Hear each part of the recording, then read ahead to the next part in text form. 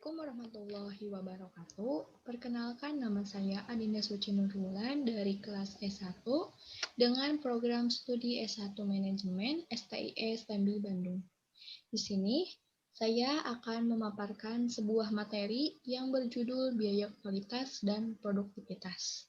Adapun maksud dan tujuan dari pembuatan presentasi ini yaitu untuk memenuhi tugas ujian tengah semester pada mata kuliah akuntansi manajemen yang diampu oleh Ibu Ita Suryanita S, SEMM. Untuk itu, kita lanjut ke materi. Nah, di sini terdapat biaya kualitas.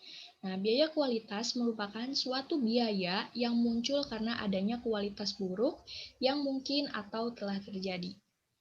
Penggunaan informasi biaya kualitas adalah yang pertama untuk penentuan harga strategik, di mana penentuan ini merupakan penggunaan informasi biaya kualitas dan pengimplementasian total quality management membantu meningkatkan kualitas produk. Yang kedua, ada melakukan analisis produk, di mana mengidentifikasi dan menganalisa perilaku biaya kualitas secara terpisah dapat membuat keputusan terkait pengurangan biaya kualitas, perencanaan laba, dan pengambilan keputusan lainnya. Nah, di sini juga terdapat hubungan biaya kualitas dengan dua jenis aktivitas, di mana aktivitas pengendalian termasuk di dalamnya meliputi aktivitas pencegahan dan penilaian. Dan yang kedua ada aktivitas kegagalan yang di dalamnya mencakup aktivitas kegagalan internal dan eksternal. Selanjutnya ada kelompok biaya kualitas. Yang pertama ada biaya pengendalian, yaitu biaya yang digunakan untuk melakukan suatu aktivitas pengendalian. Yang kedua ada biaya penilaian, yaitu biaya yang terjadi untuk menentukan apakah produk dan jasa sesuai dengan spesifikasi atau sesuai dengan kebutuhan pelanggan.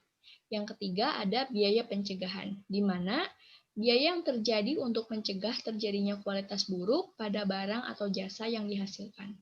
Dan yang terakhir adalah biaya kegagalan, yaitu biaya yang harus ditanggung oleh perusahaan akibat terjadinya aktivitas kegagalan. Nah, biaya ini dibagi menjadi dua, yaitu biaya kegagalan internal dan biaya kegagalan eksternal. Selanjutnya ada metode estimasi biaya kualitas tersembunyi. Nah, sebelum kita memasuki metodenya, alangkah baiknya kita mengetahui cara pengukuran biaya kualitas. Biaya kualitas dapat dilihat dalam catatan akuntansi perusahaan. Namun, ada biaya-biaya yang tidak muncul karena kualitas buruk yang tidak tercatat pada catatan akuntansi.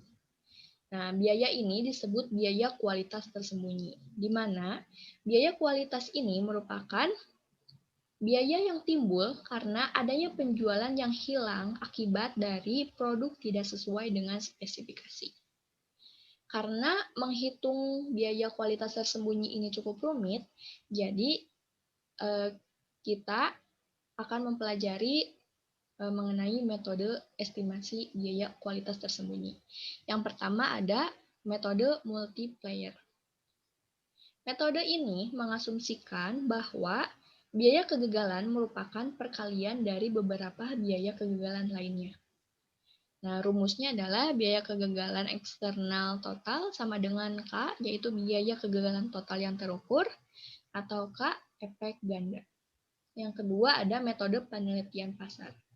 Nah, metode ini sebuah metode untuk menilai pengaruh kualitas yang rendah terhadap penjualan dan pangsa pasar. Contoh dari metode penelitian pasar yaitu wawancara tenaga penjual dan survei pelanggan. Yang terakhir ada fungsi kerugian kualitas Taguchi, yaitu mengasumsikan bahwa variasi dari suatu nilai target dalam suatu karakteristik kualitas dapat menyebabkan biaya kualitas tersembunyi. Nah, adapun rumusnya yaitu L dalam kurung Y sama dengan K dalam kurung Y kurangi T akar pangkat 2. Nah, selanjutnya ada pelaporan dan optimalisasi biaya kualitas. Pelaporan biaya kualitas dapat dilakukan dengan menilai biaya kualitas aktual dalam periode yang bersangkutan. Nah, informasinya dapat dilihat dengan mudah melalui persentase biaya kualitas terhadap penjualan aktual. Yang selanjutnya ada optimalisasi biaya kualitas. Di sini, manajer bertanggung jawab untuk menentukan tingkat biaya kualitas yang optimal dan menentukan proporsinya di masing-masing kelompok biaya. Nah, selanjutnya di sini terdapat pandangan terkait optimalisasi biaya kualitas. Yang pertama, yaitu tingkat kualitas dapat diterima. Berpendapat bahwa terdapat trade-off antara biaya pengendalian dan biaya kegagalan. Jika biaya pengendalian meningkat, maka biaya kegagalan akan berkurang dan perusahaan bisa terus melanjutkan usahanya untuk mencegah unit yang tidak sesuai dengan spesifikasi. Yang kedua ada tingkat kerusakan nol, yaitu berpendapat unit yang rusak harus diminimumkan sampai tidak ada lagi atau sampai nol. Kerugian berasal dari produk yang tidak sesuai dengan target kualitas produksi. Semakin besar perbedaan dengan target, maka semakin besar juga akan kerugiannya. Ketidaksesuaian ini akan menimbulkan sebuah biaya.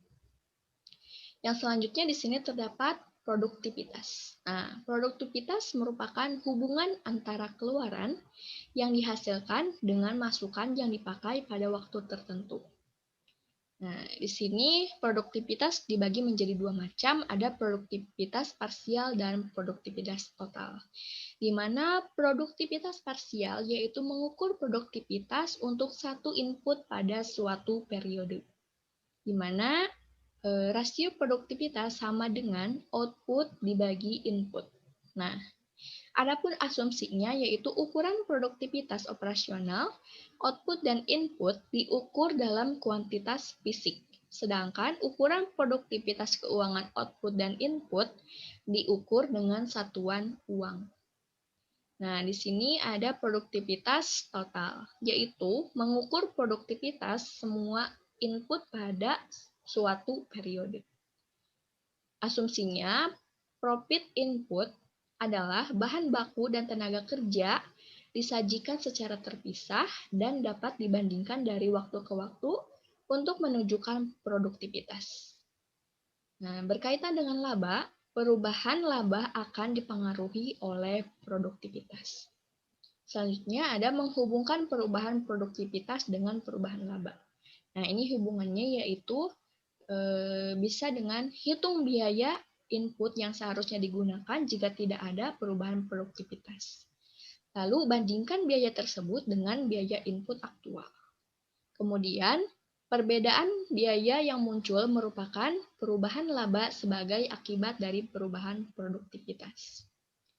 Nah, di sini yang terakhir ini ada hubungan kualitas dan produktivitas, di mana meningkatkan kualitas akan meningkatkan produktivitas. Peningkatan kualitas biasanya tercermin dari ukuran produktivitas. Jadi, di sini sangat berkaitan antara kualitas dan produktivitas, di mana kualitas akan meningkat di mana produktivitas akan meningkat apabila kualitasnya juga bagus. Dan sebaliknya, apabila kualitasnya buruk, maka produktivitas yang dihasilkan akan sama-sama buruk. Itulah presentasi dari saya. Apabila ada kekurangan atau salah-salah kata, saya mohon maaf. Wabillahi taufik walhidayah. Wassalamualaikum warahmatullahi wabarakatuh.